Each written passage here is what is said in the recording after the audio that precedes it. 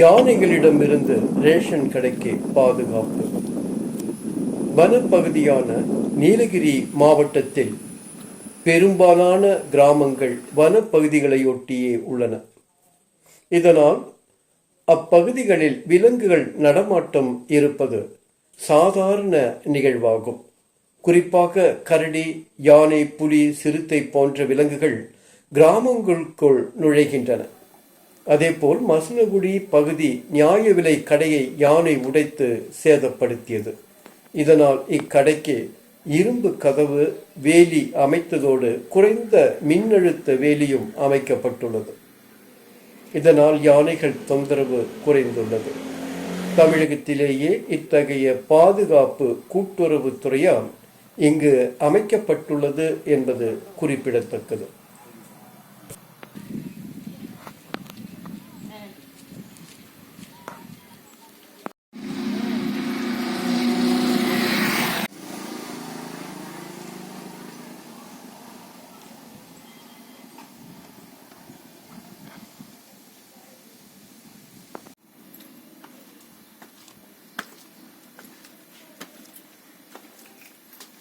கூப்பிட்றேன், சும்மா தான் கூப்பிட்டேன். கூப்பிட்றேன்.